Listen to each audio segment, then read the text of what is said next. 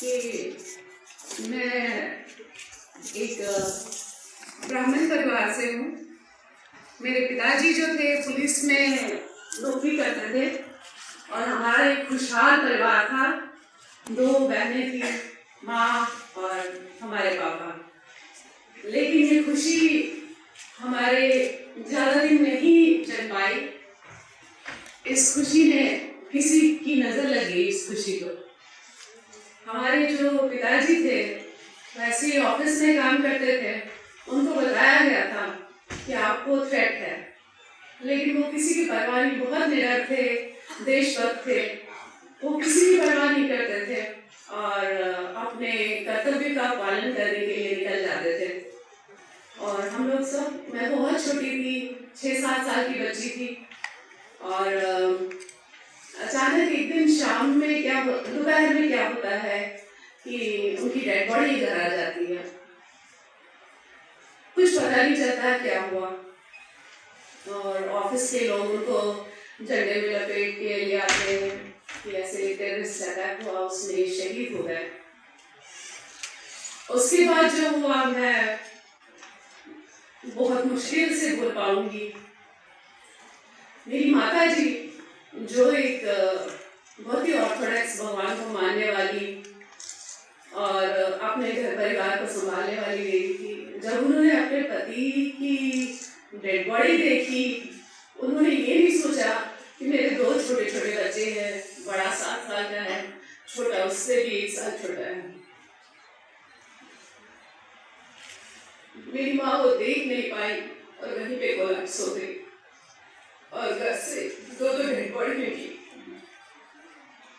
और हम दोनों बच्चे यतीम हो गए।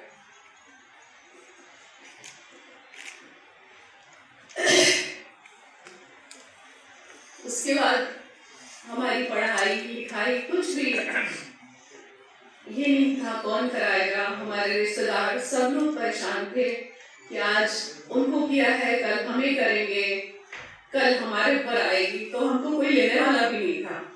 हम तो सब ये सोचते थे कि ये उनके बच्चे हैं, पुलिस में इनके पिताजी थे, तो हमारे ऊपर भी ये मुसीबत आएगी। तो बड़ी मुश्किल से कैसे कैसे करके हम कभी किसी के यहाँ कभी किसी के यहाँ रह के किसी तरह अपने आप को किसी लायक बनाए। हमको रेड क्रॉस में पढ़ाया, हमको स्कूल ने फी माफ किया, हमारे खाने पीने का कोई ठिकाना नहीं था, रहने का कुछ नहीं था। जो हमारे पिताजी थे जिनके सपने बहुत बड़े बड़े थे, वो हमेशा चाहते थे हम उनकी तरह पुलिस में काफी अच्छे पोस्ट पे जाएं और अच्छा अपने देश के लिए करें। उनकी बेटी आज मोहताज थी एक टाइम के खाने के लिए, एक कहीं रहने के लिए। इसी तरह हम ऑर्फनेज में गए, खुद चले गए, वहां जाके हम कुछ दिन रहे। उसके बाद हमको रास्ते में, हम कश्मीरी लोग ऐसे ही रहते हैं, दुपट्टा ओढ़ के आराम से, लेकिन जहाँ मैं वहाँ से निकलती थी, अपने स्कूल जाती थी, तो रास्ते में हमको 2 लोग ऐसे थोड़ी देर में लगा कि कोई हमें फॉलो कर रहा है। जब हमने साइड देखा तो देखा एक बंदा, इधर देखा तो दूसरा बंदा, समझ नहीं आया क्या हो रहा है। तो दोनों ने अपने वो फेरन वहाँ पहनते हैं, तो फेरन के अंदर से उन्होंने एक नली निकाल के दिखाई और बोला अगर जिंदा रहना है तो मुस्लिम बन जाओ और अगर जिंदा रहना है तो यहाँ से चली जाओ।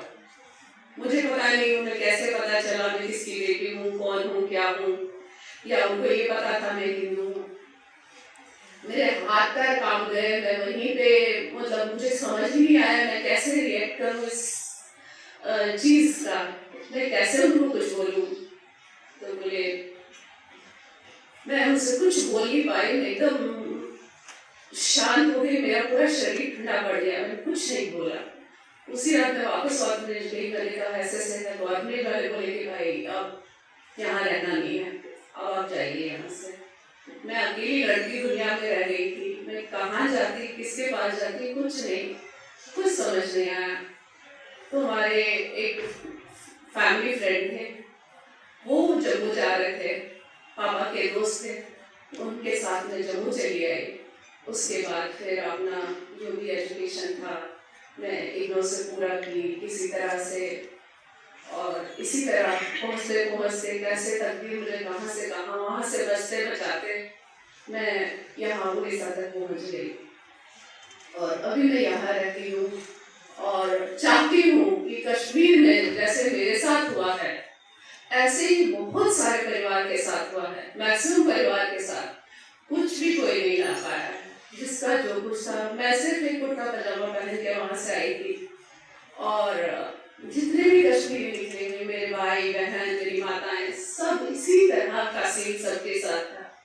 किसी के घर में जाके उसको शूट कर देते थे, दरवाजा नॉक करते थे, दरवाजा खोला उनको शूट कर देते थे, डेड बॉडी नीचे, ऊपर सोच रहे आ क्यों नहीं रहे ऊपर, तो नीचे आके देख रहे हैं उनकी तो डेड बॉडी पड़ी है।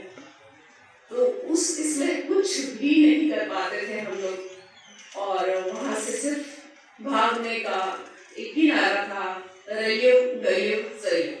इसका मतलब है या तो आप मुस्लिम बन जाइए, या तो आप गोली खाने के लिए तैयार हो जाइए, या फिर आप यहाँ से भाग जाइए। तो उसी क्रम में सारे कश्मीरी अपनी बेटियों को, अपने बच्चों को बचाते बचाते किसी तरह वहां से अपनी जान बचा के, सब कुछ सारी, कुछ भी मायने नहीं रखता उस टाइम, ना आपका धन, ना आपकी दौलत, ना आपका कुछ भी, कुछ मायने नहीं रखता, सिर्फ आपका परिवार मायने रखता है। और अपने परिवार को लेके या बच्चों को आगे बेच के रातों रात निकलना शुरू किया, और सब विस्थापितों की तरह वहाँ जम्मू में रहने लगे, और विस्थापित होके आज तक कुछ परिवार आज तक भी विस्थापित है, और सरकार ने आज तक कुछ किसी के लिए नहीं किया है। मेरा तो रजिस्ट्रेशन भी नहीं हुआ है, क्योंकि मैं तो इतनी छोटी थी, मुझे कोई राह दिखाने वाला भी नहीं था। तो इस तरह से वहाँ पे इतना अन्याय हुआ है बहनों के साथ, माओं के साथ, जो मैंने आप भी की है वो मैं आपको बता चुकी हूँ, लेकिन मेरी तरह बहुत सारे ऐसे परिवार हैं जिनके बारे में मैं आपको बताऊं तो शायद रात बीत जाए। मेरी सभी यहाँ उपस्थित लोगों से यही प्रार्थना है कि जो इन्होंने संकल्प लिया है, जो ये करना चाहते हैं, मैं किसी भी दृष्टि से, किसी भी इससे मैं इनके साथ जुड़ना चाहती हूँ। मैं भी इनके साथ इनके कार्य में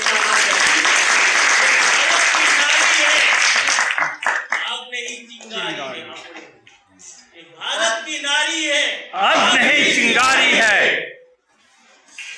बस आप लोगों से धन्यवाद कहती हूँ, इससे ज्यादा मैं कुछ बोल नहीं पाऊंगी।